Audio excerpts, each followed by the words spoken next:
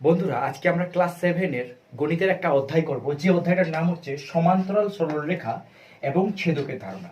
এই অধ্যায়ের অঙ্কগুলো করানোর আগে আমি তোমাদের আগে একটু বুঝিয়ে দেবো জিনিসটা কি, তারপরে আমি কিন্তু বইয়ের অঙ্কে যাব।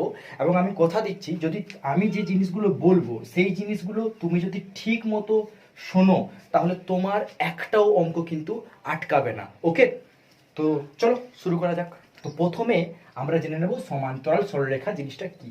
ধরো আমরা এখানে দুটো সরলরেখা অঙ্কন করলাম, উপরে একটা নিচে একটা। এই দুটো সরলরেখাকে কি আমরা সমান্তরাল সরলরেখা বলবো? আগে বেসিক জিনিসটা বুঝো। দেখো, সমান্তরাল সরলরেখা হতে গেলে তাই কিছু নিয়ম মেনটেন করতে হয়। যেমন একটা নিয়মের মধ্যে পড়ে, এই রেখাটাকে যদি আমি বাড়াতে থাকি, এদিকটায় আর এদিকটায় যদি আমি বাড়াতে থাকি, যত দূর পারবো আমি বাড়িয়ে নিয়ে চলে যাবো, আমেরিকা, লন্ডন, প্যারিস পৌঁছে বের করে দেবো। কিন্তু যদি তারা পরস্পর মিলিত না হয়, কোনো দিনও যদি না মিলিত হয়, তখন তাকে আমরা সেই দুটো রেখাকে বলবো সমান্তরাল সরল রেখা। ওকে, আরেকটা নিয়ম হচ্ছে বন্ধুরা, এই দুটো রেখার মাঝখানের যে গ্যাপটা থাকছে বা দূরত্ব থাকছে, এটা যেমন সব জায়গায় একই রকমের থাকে। এর মানে হচ্ছে, ধরো আমি প্রথমে স্কেল নিলাম, স্কেল নিয়ে এখানে মাপছি। দেখো এটা হচ্ছে 10 সেন্টিমিটার। কত সেন্টিমিটার? 10 সেন্টিমিটার। মানে এই সরলরেখা আর এই সরলরেখা, এই দুটো সরলরেখার মধ্যে দূরত্ব হচ্ছে 10 সেমি। তাহলে কিন্তু এখানেও তার দৈর্ঘ্য হবে 10 সেমি। আমি যদি অনেক দূর পর্যন্ত চলে যাই, সেখানেও যদি মাপি, তাহলে তাদের মধ্যে দূরত্ব সব সময় অলওয়েজ 10 সেন্টিমিটার থাকতে হবে। এটা যদি 12 সেন্টিমিটার হয়ে যায়, তাহলে কিন্তু আমরা এটাকে সমান্তরাল সরলরেখা বলবো না। ওকে, যদি সেম থাকে তাহলে এটাকে আমরা বলবো সমান্তরাল সরলরেখা। ওকে, যেমন আমি বলতে পারি রেলগাড়ির যে লাইন, এখানে একটা ছবি দিয়েছি, তুমি দেখে নাও। এই যে রেল লাইন যেটা আছে, যার উপর দিয়ে রেলগাড়ি যায়, তো এই রেল লাইনটা কিন্তু সমান্তরাল সরলরেখার একটা উদাহরণ আমরা বলতে।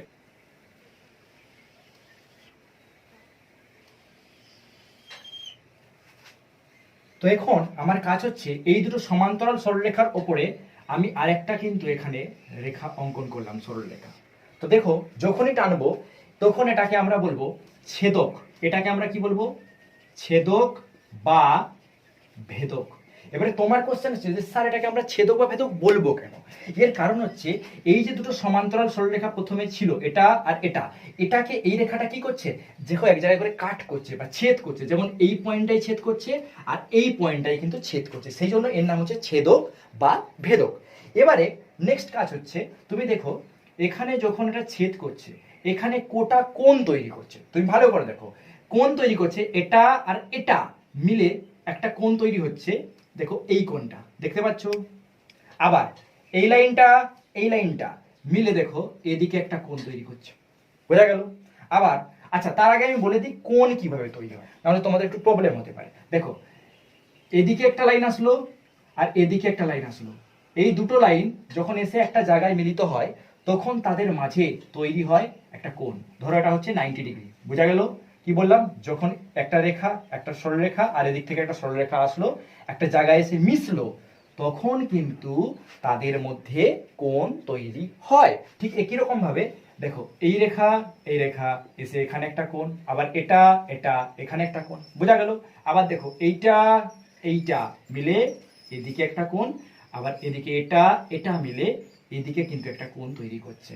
তাহলে আমরা বলতে পারি যে প্রথম ক্ষেত্রে কটা কোণ তৈরি হলো? একটা, দুটো, তিনটে, চারটা। আবার দ্বিতীয় ক্ষেত্রেও দেখো চারটে কোণ কিন্তু তৈরি হবে।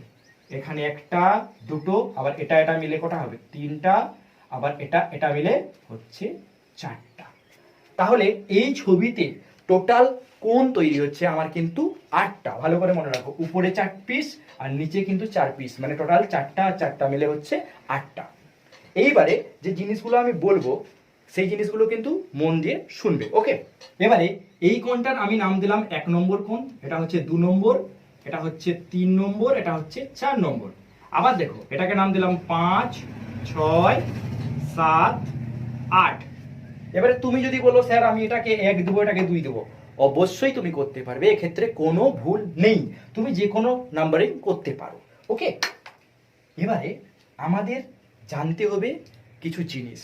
যেমন 1 নম্বর যে জিনিসটা আমাকে জানতে হবে, ওটা হচ্ছে বিপ্রতীপ কোণ। দেখো আমি এখানে লিখছি, প্রত্যেকটা ভালো করে মন দিয়ে শুনবে। একটা অঙ্ক আটকাবে না বলে দিচ্ছি আমি আগের থেকে। এটাকে আমি বললাম বিপ্রতীপ কোণ। আচ্ছা, বিপ্রতীপ কোণ আমি কাকে বলবো, এখান থেকে আমি খুঁজে বের করব। দেখো, বিপ্রতীপ মানে হচ্ছে ধরতে গেলে বিপরীত কোণ, তার অপোজিট যেটা আছে। ওকে, দেখো বন্ধু, আমি যদি দেখি তাহলে এই যে কোণটা রয়েছে, এই কোণটার ঠিক অপোজিটে, ঠিক উল্টা দিকে এই কোণটা রয়েছে। অর্থাৎ আমি বলতে পারি কোণ একের মানে তোমার বিপ্রতীপ কোণ হচ্ছে কোণ 4 মানে 4। আবার তুমি দেখো এই যে কোণটা রয়েছে কোণ 2, এর বিপ্রতীপ কোণ হচ্ছে কোণ 3 মানে ঠিক এর উল্টো দিকে যেটা আছে। আবার আমি বলতে পারি এখানে কোণ 6 এর বিপ্রতীপ কোণ কি হবে বলো? ইয়েস, 7। আবার কোণ 5 এর বিপ্রতীপ কোণ হবে বলো? ঠিক ধরেছো, 8। বোঝা গেল? ঠিক এর এটা, এর এটা।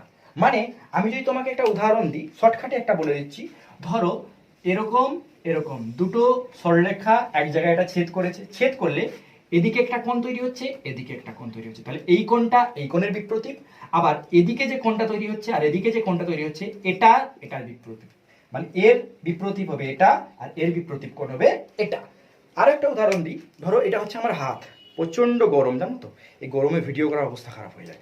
ধরো এইটা আমার হাত, এইবারে দেখতে পাচ্ছ ক্রস চিহ্ন, 4টে কোণ তৈরি হচ্ছে, উপরে একটা, নিচে একটা, এ কোণে একটা, এ কোণে একটা। ওকে, এবারে এদের মধ্যে বিপ্রতীপ কি হবে দেখো, উপরের যদি বিপ্রতীপ আমি এটা দেখি, এই কোণটার বিপ্রতীপ কোণ হবে নিচেরটা, আর এই সাইডের বিপ্রতীপ হবে এই সাইডটা। ওকে, আমি যে জিনিসগুলো বলছি মন দিয়ে শোনো। তাহলে আমি এখানে কি কি লিখতে পারি, এই ছবি থেকে আমি লিখতে পারি কোণগুলো বিপ্রতীপ কোণ হবে বলো। যেমন আমি লিখতে পারি কোণ 1 আর কোণ 2 এবং কোণ 3 পরস্পর বিপ্রতীপ। আমি এখানে লিখলাম কোণ 2 ও কোণ 3, এরা বিপ্রতীপ হতে পারে।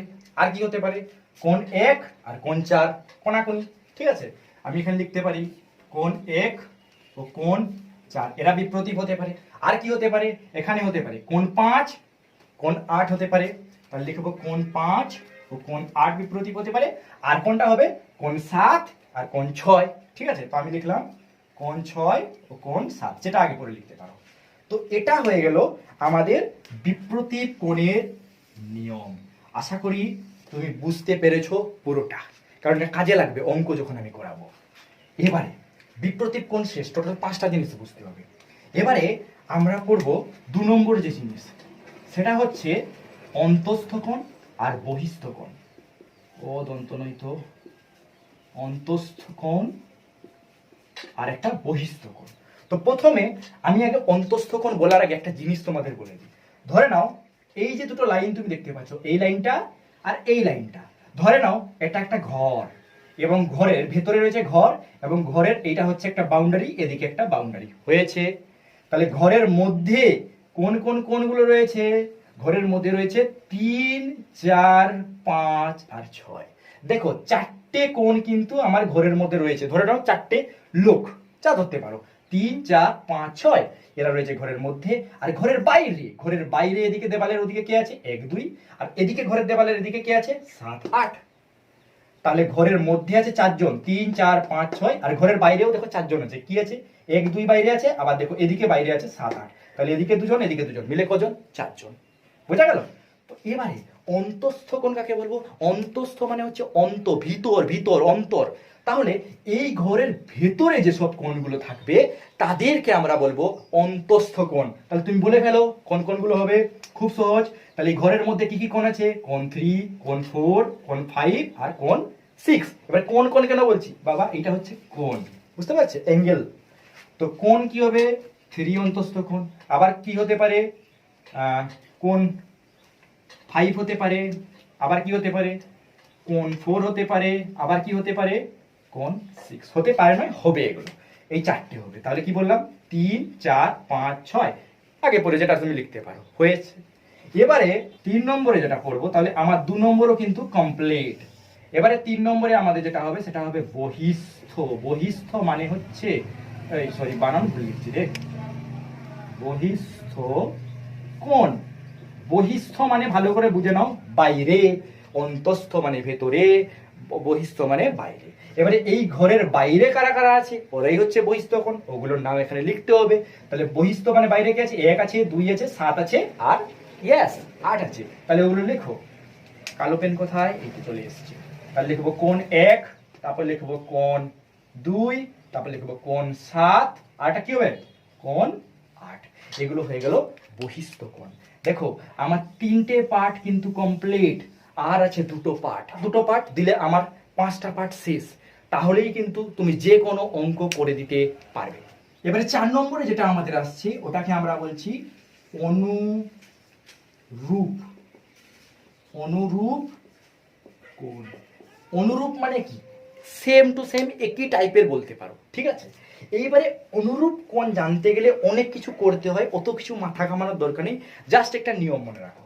ধরে নাও এটা আমি আগেও বলেছিলাম, এই যে দেওয়ালটা আছে, এই দেখতে পাচ্ছ, এটা হচ্ছে ঘরের ভেতরের অংশ, আর এই দুটো হচ্ছে ঘরের বাইরের অংশ। তো অনুরূপ কোণ বের করতে গেলে তোমার কি করতে হবে, সর্বদা ঘরের ভেতরের একটা কোণকে নিতে হবে, আর ঘরের বাইরের একটা কোণকে নিতে হবে। কিন্তু একটা জিনিস, একদিকেই যেমন দুটো জিনিস থাকে এমন নয়। দেখো আমি নিলাম কোণ 5। কোণ 5টা কি, ঘরের ভেতরের কোণ। তার উল্টো দিকে কি আছে, বাইরে কি আছে, কোণ 1। বুঝা গেল? তাহলে একটা ভিতরের কোণ নিলাম আর একটা বাইরের কোণ নিলাম, কিন্তু দুটো কোণ দেখো একই দিকে আছে, 5 ওই দিকে আছে, একটাও কিন্তু এদিকে আছে। এই দুটোকে আমরা বলবো অনুরূপ কোণ। আবার আমি কিছু উদাহরণ দিই, যেমন দেখো কোণ 6, ঠিক আছে, আমি নিলাম, ঘরের ভেতরে আছে একটা, তাহলে আমাকে বাইরের একটা নিতে হবে। তাহলে কোণ 6 আর এদিকে কি হবে, ইয়েস, কোণ 2। তাহলে কোণ 6 একটা ভেতরে নিলাম, আর কোণ 2 হচ্ছে ঘরের বাইরের। তাহলে ভেতরের আর বাইরের এই দুটো দেখো, এবং পরস্পর কি, এরা এদিকে আছে, এও এদিকে মুখ করেছে, ওটাও ওদিকে মুখ করেছে, তাহলে এরা পরস্পর কি হবে, অনুরূপ কোণ হবে। আরো একটা আমি উদাহরণ দিই, যেমন ধরো আমি ধরে নিলাম, এবারে উল্টো দিকে নিচ্ছি, ধরো এদিকে একটা নিলাম, ঘরের ভেতরে যে কোণটা আছে কত হবে, কোণ 3। তাহলে এদিকে অনুরূপ কোণ কি হবে, একটা তো ঘরের, এটা তো ঘরের ভেতরে নিয়েছি কোণ 3, তাহলে ঘরের বাইরে একটা নিতে হবে, তাহলে বাইরের কি আছে, 7। তাহলে কোণ 3 আর এদিকে আছে কোণ 7, একই দিকে আছে, এরা হচ্ছে পরস্পর অনুরূপ কোণ। তো চলো তাড়াতাড়ি আমরা লিখে ফেলি। তাহলে আমরা কি লিখবো, আগে লিখলাম কোণ 5, একটা ভিতরের আর একটা বাইরের। তাহলে লিখবো কোণ 5 ও কোণ বাইরের মানে কি 1, এরা পরস্পর অনুরূপ কোণ। অথবা আমি লিখতে পারি কোণ 6 মানে ভেতরের আর একটা বাইরের, কোণ 2, এরা পরস্পর কি হতে পারে, অনুরূপ কোণ। কোণ 6 ও কোণ, বুঝা গেল? আর লেখার দরকার নেই, তোমরা নিশ্চয়ই বুঝে গেছো, অতটাও তোমরা বোকা নও, ঠিক আছে, আমার থেকে তো যথেষ্ট চালাক। এবারে আমি বাবা মূর্খ টুর্খ মানুষ। এবারে দেখো আমরা যেটা পড়বো 5 নম্বর। 5 নম্বরে আমাদের যেটা জানতে হবে ওটা হচ্ছে একান্তর কোণ। একান্তর বিচারা একা একা বসে আছে, কি দুঃখ, এটা আমার খুব মানে ফেভারিট লাগে, জানো, দেখো বলে দিচ্ছি। একান্তর কোণ, একান্তর কোণ। একান্তর কোণ জানতে গেলে একটা জিনিস তোমাকে ভালো করে নজর রাখতে হবে। জেব্রা জানো, জেড ফর জেব্রা। এবারে জবরা নয় কিন্তু জেব্রা। এবারে জ্যাড কেমন হয়, এই যে জ্যাড হয়, এই জ্যাডের যদি আমি এদিকে যে কোণটা ধরবো আর এই কোণটা কিন্তু সর্বদা একই হয়। এই কোণটা যদি 30 ডিগ্রি হয়, এই কোণটা কত ডিগ্রি হবে, 30 ডিগ্রি। তাহলে এরা পরস্পর কি হয়, একান্তর কোণ হয়। এবারে তুমি মনে কি করে রাখবে, এ তো বিশাল প্রবলেম। দেখো মনে রাখার সিস্টেম হচ্ছে, ধরে নাও, খুব সহজ, দেখো ধরে নাও এটা একটা টেবিলটা পড়ে আছে, হ্যাঁ, এটা হচ্ছে একটা লম্বা টেবিলটা পড়ে আছে। এই টেবিলের দেখো এদিকে একজন বসে আছে, এইটা হচ্ছে এদিকে একজন প্রাণী মানে মানুষ একটা বসে আছে এদিকে মুখ করে, আর টেবিলের উল্টো দিকে ওই কোণে আরেকজন প্রাণী বা মানুষ বসে আছে এদিকে মুখ করে, মানে এদিকে মুখ করে থাকবে, সে সেদিকে মুখ করে থাকবে। এটাই হচ্ছে একান্তর কোণ। কি করে স্যার বুঝবো, দেখো ধরে নাও ওই টেবিলটা হচ্ছে এইটা, এইখান থেকে শুরু করে এতটা পর্যন্ত, এই যে এই লম্বাটা হচ্ছে কি ওই টেবিল। তাহলে ওই টেবিলের এ কোণে কে বসে আছে এদিকে মুখ করে, 6 এদিকে মুখ করে বসে আছে। তাহলে এই কোণের উল্টা দিকে কোণ বের করতে হবে। তাহলে এ কোণে যদি এ মুখ করে থাকে তাহলে এ কোণে মুখ করে থাকবে। এ কোণে কি আছে, এই টেবিলের মাথায় 3 আছে, তাহলে 3 এদিকে মুখ করে থাকবে। তাহলে 6 আর এদিকে 3, এরা পরস্পর একান্তর কোণ। দেখো কি বাবা, এটা মুছতে হবে তো, হাতে মুছে দি। দেখো তাহলে আমরা কি লিখবো, কোণ 6 আর কোণ 3। তাহলে এখানে লিখবো কোণ 6 ও কোণ 3, এরা পরস্পর কি একান্তর কোণ। একা একা বসে আছে, বিচারা ঝগড়া করেছে, এ বলে আমি তোর দিকে মুখ করবো না, এ বলে আমি তোর দিকে তাকাবো না, দুজন দুদিকের দিকে মুখ করে রেগে করে বসে আছে। ওকে, আরেকটা একান্তর কোণ কি হবে তোমরা বলো। দেখো এইটা যে টেবিল হয়, এদিকে 4, এই টেবিলের কোণে বসে এদিকে মুখ করে আছে। Very good. তাহলে এর ঠিক উল্টা দিকে কে বসে আছে? 5, এদিকে মুখ করে বসে আছে। তাহলে 4 এদিকে, 5 এদিকে, তাহলে এরাও কিন্তু পরস্পরের কি কোণ হবে? একান্তর কোণ হবে। তাহলে আমরা লিখতে পারি কোণ 4 আর কোণ 5, কোণ 4 ও কোণ 5 এরাও কিন্তু পরস্পরের একান্তর কোণ। বুঝা গেল? বন্ধুরা, এখন আমরা চলে আসব পুরোপুরি তোমাদের বইয়ের অঙ্কে, ঠিক আছে?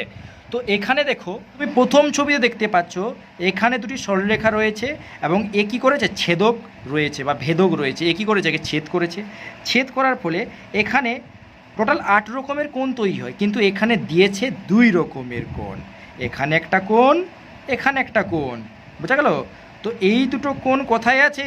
এই যে বলেছিলাম একটা ঘর, এই ঘরের, এই যে বলেছিলাম না একটা ঘর রয়েছে, এই ঘরের ভেতরে রয়েছে। তাহলে এদেরকে আমরা কি বলবো? অন্তস্থ কোণ। বোঝা গেল? আবার এটা দেখো, এক্ষেত্রে কি হচ্ছে? এই যে কোণগুলো যেমন দেখেছিল, এই যে কোণগুলো আমি বলেছিলাম, এই কোণগুলো কোথায় আছে? এই কোণগুলো বাইরের দিকে আছে। এই দেখো ঘর, এই ঘরের এ বাইরের দিকে আছে, আবার এই কোণটাও কোন দিকে আছে? ঘরের বাইরের দিকে আছে। সেই জন্য একে কি বলা হচ্ছে? বহিস্থ কোণ। আবার এটা দেখো, এটা কি হবে? তোমরা বুদ্ধি খাটাও। এই দুটো সরলরেখা আছে, একে কী করেছে? ছেদ করেছে। ছেদ করার ফলে দেখো এদিকে একটা কোণ তৈরি হয়েছে, এদিকে একটা কোণ তৈরি হয়েছে। যদি আমি এটাকে জাস্ট এমনি ঘুরিয়ে নিই, তাহলে তুমি দেখতে পাচ্ছ এই কোণ আর এই কোণ, বলেছিলাম আমি 5 আর 6 এর উল্টা দিকে আছে। তাহলে এটা কি কোণ হবে? এটা হবে বিপ্রতীপ কোণ। ওকে, তো আমি এখানে লিখে দিচ্ছি বিপ্রতীপ কোণ। ওকে, তারপরেরটা দেখি, বলো কি বলতে পারো তোমরা। দেখো সেই দুটি সরলরেখা ছেদক আছে, এখানে 7, এখানে দিয়েছে 8। আমি বলেছিলাম একটু আগে, ধরো ভেতরে একটা বেঞ্চ পড়ে আছে, এই বেঞ্চের এদিকে একটা বন্ধু বসে আছে আর এই কোণে একটা বন্ধু বসে আছে। এদিকে মুখ করেছে, এদিকে মুখ করেছে, তাহলে কি কোণ হবে? তাহলে এটা হবে একান্তর কোণ। মনে পড়লো? তাহলে এটা কি লিখবো? একান্তর কোণ। হয়েছে। লাস্ট অঙ্কটা দেখো কি দিয়েছে। লাস্ট অঙ্কটা বলেছে যে সে কীরকম দিয়েছে, কিন্তু দেখো তুমি বুদ্ধি খাটাও। আমি বলেছিলাম তোমাকে একটা ওই সূত্র লেখানোর সময় যে দেখো এইটা হচ্ছে একটা ঘর, আমি বলেছিলাম এইটা আর এটা এর মধ্যে কি রয়েছে? একটা ঘর রয়েছে। এই ঘরের ভেতরে যদি একটা কোণকে নিই আর ঘরের বাইরের দিকে, এটা কি? এটা ঘরের, এটা ঘর ছিল, এই ঘরের বাইরের দিকে যদি একটা কোণ নিই, ঘরের ভেতরের একটা কোণ আর ঘরের বাইরের একটা কোণ, এবং যদি একই দিকে থাকে, তখন তাকে কী কোণ বলা হয়? তাকে বলেছিলাম অনুরূপ কোণ। মনে পড়েছে? অনুরূপ। বোঝা গেল? এখানে কি কি বলেছে দেখো, এখানে বলেছে যে জাকিরের ছবির মতো গার্গীর ছবি। আচ্ছা, জাকিরের ছবি আর গার্গীর ছবি, তো একটু যদি আমি উল্টে দিই, দেখো এখানে দুটো ছবি দিয়েছে, একটা দিয়েছে গার্গীর ছবি আর এদিকে দিয়েছে জাকিরের ছবি। তো এই কীরকম দুটো ছবি, যেভাবে আমি বুঝিয়েছিলাম, এই দেখো দুটি সরলরেখা, এই সরলরেখাকে একটা ছেদ করেছে বা ভেদক ছেদ করেছে। ছেদ করার ফলে 1 2 3 4 এই কোণে 4টে কোণ তৈরি হলো। আবার এখানেও দেখো 1 2 3 4 4টে কোণ তৈরি হলো। তাহলে টোটাল কটা কোণ তৈরি হচ্ছে? 8টা কোণ। ঠিক একই রকমভাবে এখানেও সেম দেখিয়েছে। এটার সাথে এটার পার্থক্য কি?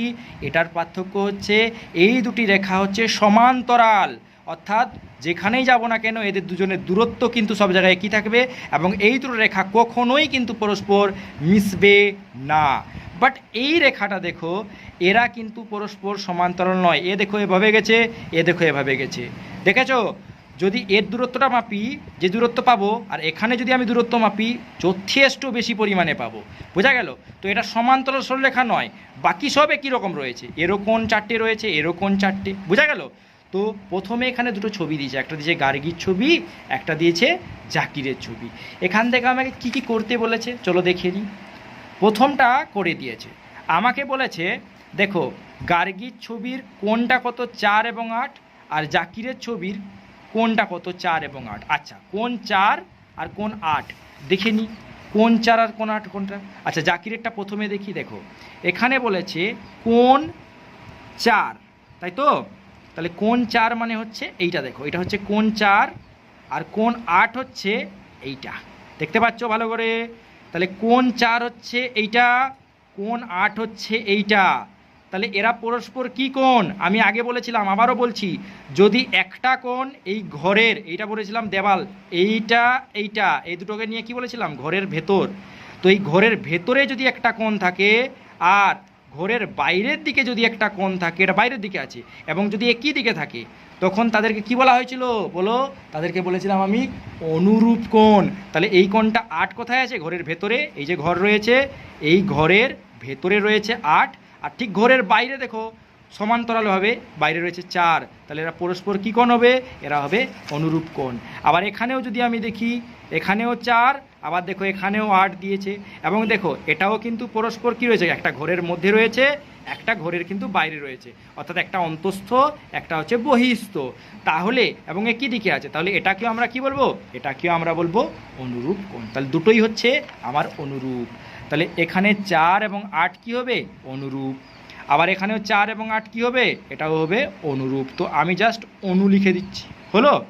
আচ্ছা, বলেছে এদের যে সরলরেখা দুটো, মানে সরি, এখানে যেটা বলেছে যে কোণগুলো তৈরি হবে, সেই কোণগুলো কি সমান না আলাদা আলাদা? তো তুমি দেখো এখানে যে কোণটা তৈরি হবে, এটা যদি 30 ডিগ্রি তৈরি হয়, এটাও কত ডিগ্রি হবে? 30 ডিগ্রি। তাহলে এক্ষেত্রে জাকিরের ছবির ক্ষেত্রে কিন্তু আমরা কোণগুলো সমান সমান পাচ্ছি। বাট যদি আমরা এই ছবি দেখি, এই ছবিতে কিন্তু আমরা কোণগুলো সমান পাবো না। এই কোণটা যদি 40 ডিগ্রি হয়, এটা দেখো কিন্তু তত ডিগ্রি থাকবে না, কারণ এটা একটু কিন্তু সরে গেছে। এই যে দাগটা একটু কী হচ্ছে, সোজা নয়, একটু সরে এসছে, তার ফলে এই কোণটাও সরে গেছে। তাহলে এই কোণটা মানে 8 নম্বর কোণ, আর এখানে যে 4 নম্বর কোণ, এরা কিন্তু পরস্পর সমান নয়। এরা কি হবে? এরা হবে অসমান। ঠিক আছে, এটা হচ্ছে সমান। দন্তস্ব লিখলাম। আবার করব, দেখো কোণ 3 এবং কোণ 7, এটা কার দিয়েছে? এটা গার্গীর ছবির কোণ দিয়েছে। আবার জাকিরের ছবির কোণেও দেখো দিয়েছে কোণ 3 এবং কোণ 7। তো চলো আমরা কোণ 3 আর কোণ 7 আগে খুঁজে নিই। দেখো গার্গীর ছবির কোণ 3 দেখতে পাচ্ছ, এইটা হচ্ছে কোণ 3, মানে এইটা যদি আমি বলেছিলাম যদি ঘর হয়, এই ঘরের ভেতরে রয়েছে কোণ 3, আর দেখো এই ঘরের বাইরে রয়েছে কোণ 7। তাহলে আমি বলেছিলাম একটা কথা মনে করো, যে একটা কোণ যদি ঘরের ভেতরে থাকে এবং একটা কোণ যদি ঘরের বাইরে থাকে, কিন্তু তারা যদি পরস্পর একই দিকে থাকে, তখন তাকে আমরা কি বলবো? অনুরূপ কোণ বলবো। আমরা এখানে লিখে দেব অনুরূপ। তো অনুরূপ আমি লিখছি না, শুধুমাত্র অনু লিখছি। এবং তুমি এখানে দেখো এর যে কোণগুলো হবে, সেই কোণগুলো সমান হবে না আলাদা হবে? তো তুমি দেখতে পাচ্ছ এটা সোজা রেখা বরাবর গেছে, তাহলে এই কোণটা যেটা হবে, আর এটা একটু বেঁকা গেছে, তাহলে দেখো এই কোণটা আর এই কোণটা নিশ্চয়ই কি হবে? আলাদা হবে। তাহলে এখানে কোণ দুটির মান হবে কিন্তু অসমান। বোঝা গেল? তো এবারে আমরা চলে আসবো জাকিরের ছবিতে। জাকিরের ছবিতেও সেইটাই বলেছে, কোণ 3 এবং কোণ 7। তো দেখে নি, দেখো এরও দেখো কোণ 3 দেখতে পাচ্ছ, ঘরের মধ্যে এটা ছিল ঘর, ঘরের মধ্যে আছে 3, আর ঘরের বাইরে আছে 7। তাহলে একটা আছে ঘরের মধ্যে, একটা আছে ঘরের বাইরে, কিন্তু পরস্পর একই দিকে আছে, তাহলে এটাও কি হবে? অনুরূপ কোণ হবে। আর একটা কথা বন্ধুরা, দেখো যেহেতু এই দুটো হচ্ছে সমান্তরাল সরলরেখা, তাই এখানে যে কোণটা তৈরি হবে আর এখানে যে কোণটা তৈরি হবে, এই দুটো কোণের মান কিন্তু পরস্পর সর্বদা সমান হবে। তাহলে আমরা এখানে কি লিখব? প্রথম লিখছি এটা কোণটার কি, কোণটা হচ্ছে, এটা হচ্ছে অনুরূপ কোণ, এবং এটাও কিন্তু সমান হবে। হয়েছে। নেক্সট আমরা চলে যাব প্রথমে গার্গীর ছবিতে কোণ 2 এবং কোণ 6।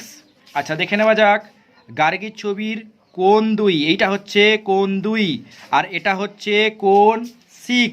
বুঝতে পারছো? তাহলে তুমি দেখো এইটা যদি আমি বলেছিলাম একটা ঘর হয়, তো ঘরের ভিতরে একটা কোণ আছে আর ঘরের বাইরে একটা কোণ আছে, এবং দেখো পরস্পর একই দিকে আছে, তাহলে কি হবে বন্ধুরা? এটা হবে অনুরূপ কোণ। আবার বলেছিলাম যেহেতু এটা সোজা আছে, এটা একটু বেঁকা আছে, তাহলে এই কোণ দুটোর মান আলাদা আলাদা হবে। তো প্রথমে এটা হচ্ছে অনুরূপ কোণ, এবং কোণগুলোর মান কিন্তু অসমান হচ্ছে।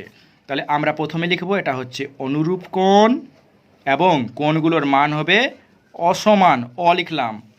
এবারে আমরা চলে যাব জাকিরের ছবি। জাকিরের ছবিও আমরা খুঁজব কোণ 2 এবং কোণ 6। দেখো একই ছবি, এটার সাথে এটা সেম জিনিস, তাহলে এটা হচ্ছে কোণ 2 আর এটা হচ্ছে কোণ 6। তুমি ভালো করে দেখো, একটা থাকছে ঘরের মধ্যে আর একটা থাকছে ঘরের বাইরে, কিন্তু একই দিকে, তাহলে এরাও পরস্পর কী হবে? অনুরূপ কোণ হবে। এবং তুমি দেখো যেহেতু এটা সমান্তরাল সরলরেখা, তাই এখানে যে কোণটা তৈরি হবে আর এখানে যে কোণটা তৈরি হবে, এই দুটো কোণের মান কিন্তু সমান হবে। তাহলে এটা কি কোণ? এটা হচ্ছে অনুরূপ কোণ এবং পরস্পর এরা সমান। তাহলে এখানে আমরা কি লিখব? এটা লিখব অনুরূপ কোণ এবং এরাও পরস্পর কি হবে? সমান। নেক্সট আমরা চলে যাব কোণ 2 এবং কোণ 8। এখানেও দেখো আমাকে বলেছে কোণ 2 কোণ 8। তাহলে প্রথমে আমরা গার্গীর ছবিতে খুঁজব কোণ 2 কোণ 8 কী হচ্ছে। দেখো কোণ 2 হচ্ছে, এটা গার্গীর ছবি, গার্গীর ছবির কোণ 2 হচ্ছে এইটা, আর কোণ 8 হচ্ছে দেখো এইটা। দেখতে পাচ্ছ? আমি আগে বলেছিলাম পড়ানোর সময়, কি বলেছিলাম? ধরো এটা হচ্ছে একটা ঘর, এই ঘরের ভেতরে একটা বেঞ্চ পড়ে আছে, লম্বা একটা বেঞ্চ পড়ে আছে। এই বেঞ্চের দেখো এই কোণে একটা লোক বসে আছে, এদিকে মুখ করে আছে, আবার এই বেঞ্চের এ কোণে একটা লোক বসে আছে, সে এদিকে মুখ করে আছে। একজন এদিকে, একজন এদিকে। তাহলে আমি কি বলেছিলাম? এরা পরস্পর কী কোণ হবে? একান্তর কোণ।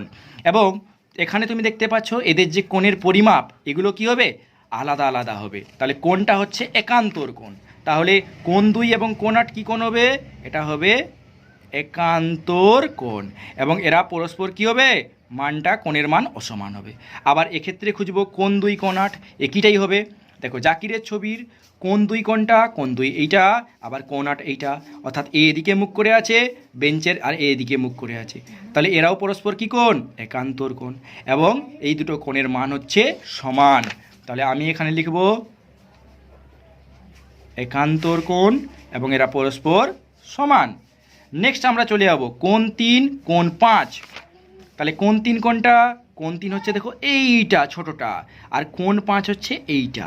সেই সেম জিনিস দিয়েছে। ধরে নাও এই বেঞ্চ, এই ঘরের মধ্যে পড়ে আছে একটা লম্বা বেঞ্চ, এই বেঞ্চের এ এদিকে মুখ করে বসে আছে আর এ 5 এদিকে মুখ করে বসে আছে। তাহলে দুজন দুদিকে মুখ করে বসে আছে কোণাকুনি, তাহলে এটাকে কি কোণ বলবো? একান্তর কোণ। একান্তর কোণ এ হচ্ছে কি?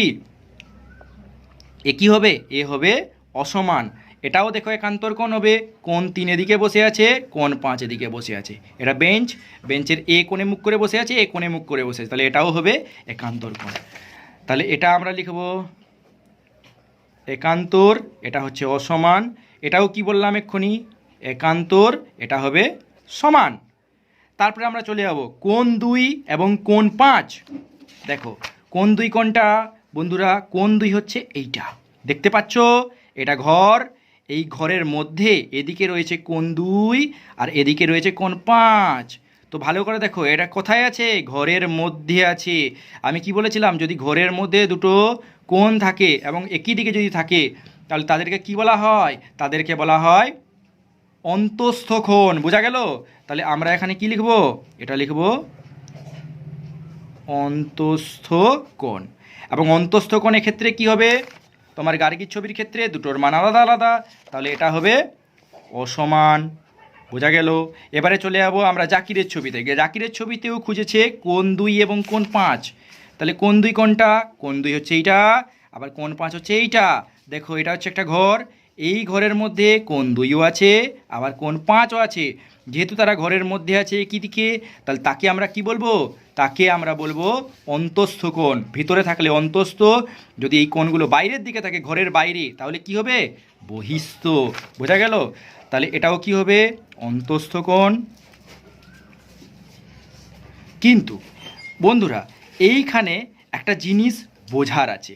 যে জিনিসটা বোঝার আছে সেটা হচ্ছে ভালো করে মনে রাখবে, অন্তস্থ কোণ যদি এই দুটো সরলরেখা সমান্তরাল নাও হয়, তাহলে কিন্তু অবশ্যই এরা কি হবে?